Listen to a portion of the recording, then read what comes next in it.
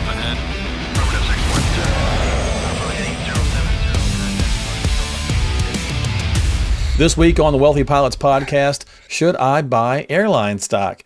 Scott, that's an interesting question for a podcast that talks about, airline stocks. So let's get into the conversation today, my friend. How you doing? Living the dream. Here we are. Look at us. Look at us all go. Yeah, for sure. We're firmly into the new year. We've had the inauguration. We're approaching February. It's moving right along. And so let's get into the conversation. Should I have airline stock? There's some interesting numbers out there I want to get into today. So let's break it down.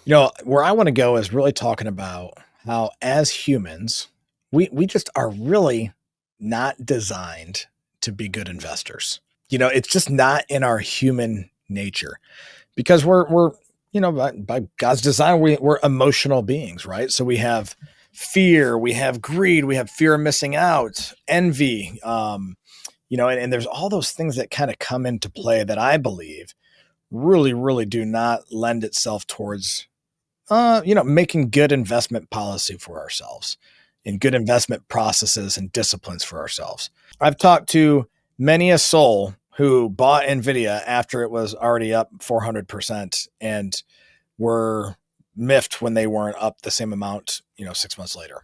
Yeah, we've all got that coulda, woulda, shoulda. We all want Amazon 15 years before it broke big or 5 years before it broke big or whatever, right? No crystal balls, as we know. None of them work anyway. If you've ever found yourself saying, if I would have only bought it when blah, blah, blah, or if I would have only sold it when da, da, da, and those sentiments speak to, really this idea, I think, around investing that's like, I mean, it's like the old fable around wisdom. I don't get wisdom until it's too late. I get wisdom after I needed it. Because we get it through experience. But we all want that benefit of hindsight as an investor. Oh, if I would have only bought Apple when it was at XYZ price, or, oh man, I should have sold out at this time. And, oh, I was such an idiot for just holding that and watching it crater. And, beating ourselves up doesn't do any good for sure. But, one of the things I run into when I'm talking to some of these guys is you get a little bit of this, what we call company bias.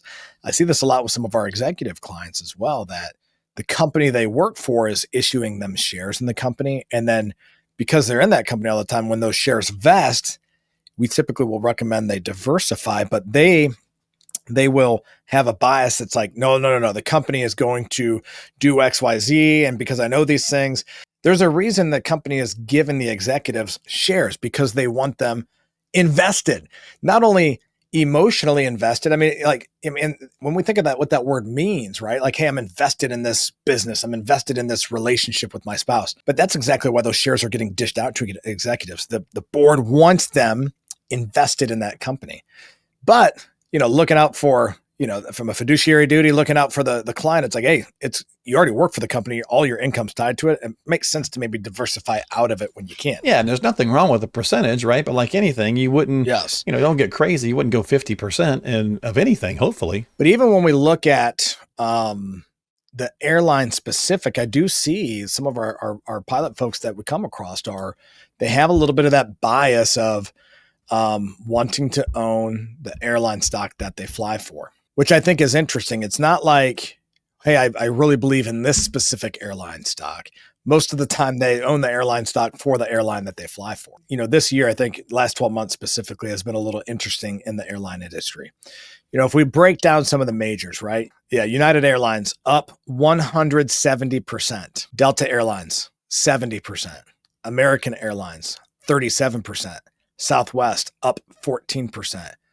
Spirit Airlines down 94%.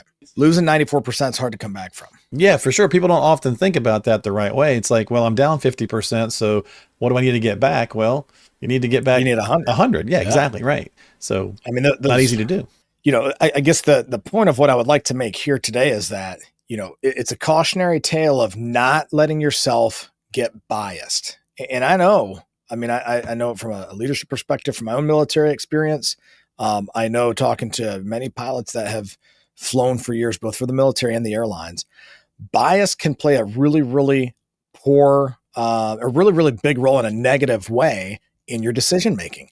And so, it's more about, and you'll hear them say all the time, especially when they're, really highly trained and they're looking at, hey, you have to learn how to trust the instruments. Your instincts at times can mislead you just due to how things feel and what have you. And so, to me, when you look at like a United Airlines is a great example. United Airlines up 170% in 12 months, but they're not the ones that are, because again, what do I always say, Mark? The market leads the economy. Okay.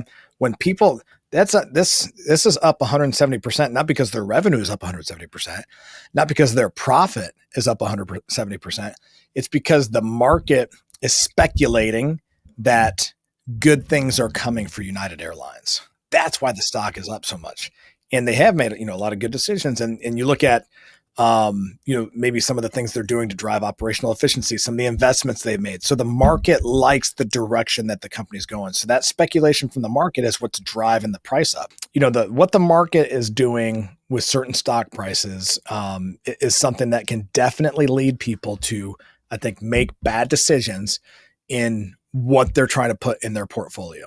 Because again, if you ask, well, why do you own that? Yeah, for sure. Right. I mean, in this industry, you need to understand what you have and why you have it. I mean, thinking about the pilot, concept that we talk about here. I mean, a lot of pilots, they know exactly what they're doing to fly the plane, but I'm sure a lot of them don't know how to take the engine apart, and put it back together again. Yes. And that's fine. Yep. But they understand how to do their job, obviously, quite well. Same thing with your portfolio. Like some people don't need to know all the nuts and bolts. Some just need to know that, 30,000 foot view. Well, and I think too, the other part of it is, especially when it comes to owning your airline's stock, it's back to what I was talking about with the executives too. It's a diversification thing. And so, I'm already tying my income to this company and my livelihood to this company. Do I want to tie all my investment performance to it as well? Yeah, I mean, it's a percentage thing, right? I mean, if somebody walked in to see you, Scott, and you walked in to see Scott and talked to him and said, hey, I'm going to get 50% of my portfolio in all in gold, he's probably going to be like, whoa, no, Yeah. Right? Not a good idea. Absolutely. So. Yeah. From a diversification perspective, it just typically, one, it just doesn't pass the sniff test. And then two, the data just doesn't support it long term. If you just look back historically, it just doesn't tend to work out for people. This is something I've been sharing a lot with people in one-on-one meetings, but I'll bring it up here. The other part of this, Mark, is that I'll let you guess because you've done many, many podcasts with many different people on different things. So I'll let you guess. What do you think the average holding period is for a stock from a retail investor? So this is from the New York Stock Exchange. Average holding. Oh, wow. Period. Well, we don't do a lot of stock picking on this show, obviously, for obvious reasons. I'll go with 3 years. Dude, I got to send you a gift for that. 3.3 years. Dude, you can't look yourself in the mirror and say, well, yeah, I'm a long-term investor. At 3.3 years, that's more speculating, gambling, no patience, no discipline, no plan. Yeah, wasn't it Warren Buffett that said don't be in the stock market for, 10 minutes if you can't be in it for 10 years? 100%. Right? I mean, Something like that. And like when you look at making that many changes, and that's why so many mutual funds underperform. Yeah, and it's very costly, every time For you're sure. making those changes. For sure. So yeah, I mean, I think this is one that, I've seen more and more, and I think, it can get it again. It comes back to that season of airlines are doing good right now too. So don't fall in love with the stock price. Don't fall in love with the stock. Well, okay, so think about that, right? So you got a wide range, Spirit down at 94, then up to the top dog. Like any other sector, you've got performers and underperformers. So, don't just have something to have it, but make sure it fits within your plan and structure and in your needs, right? Have it for a purpose.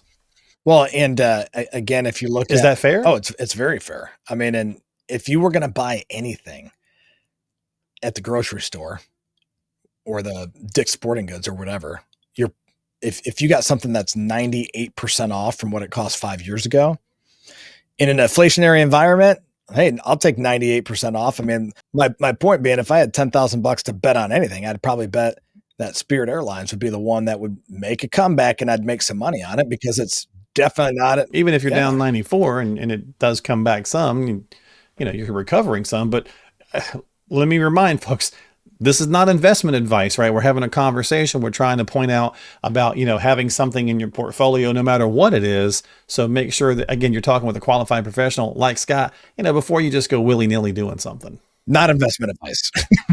Probably the last thing I would leave you with here, Mark, you have to zoom out a little bit. If we get tunnel vision, just looking at one quarter or the last 12 months of how a company has performed, and we fall in love with what the stock has done, and we're trying to chase that track record, zoom out a little bit. Let's zoom out to 5 years here, okay? Over 5 years, United Airlines is up 20%. That's grossly underperforming the S&P 500 the last 5 years. Grossly. Delta Airlines last 5 years up 6.25% from where it was 5 years ago. American Airlines down 37% over 5 years. Southwest Airlines down 40% over 5 years. That's a lot of underperformance over a 5-year period. It's really, really hard to go pick a company and figure out the right time frame that it's going to perform or underperform. And so if you're going to buy something, like you just said, the Warren Buffett quote, makes a lot of sense to say, I'm in this for the long haul. I'm going to go the ups and the downs with it. Because again, that 5 years is longer than the 3.3 that people on average hold a stock. And so even in a little bit longer time frame, it's all grossly underperforming just an index. So, it's something that, again, hey, I want to bake in some individual stocks into my portfolio with a small percentage of it. Hey, do it with some intentionality and buy some companies that you love and you want to hold a long time. Absolutely. But don't fall in love with the airline just because you fly for them. Yeah. I mean, it's certainly different, different generations do different things, what lessons we've learned from our parents, their parents, so on and so forth. And, we make the conversation all the time that retirement is, and the economy is a math problem, right? But maybe it's an English problem. I kind of like that thought process as well. It's like kind of a who, what, where, when, why, right? What do you have? Why do you have it? Who's it with? That kind of thing. So, if you got questions, need some help, as always, please reach out to a qualified professional like Scott. You can find him at retireairlines.com. We'll have links in the show descriptions below, but that's retireairlines.com. Don't forget to subscribe to the podcast on Apple and Spotify, and of course, YouTube, thumbs up, notification bell, all that good stuff. And we will see you next time here on the Wealthy Pilots Podcast with Scott Osborn. Have a good one.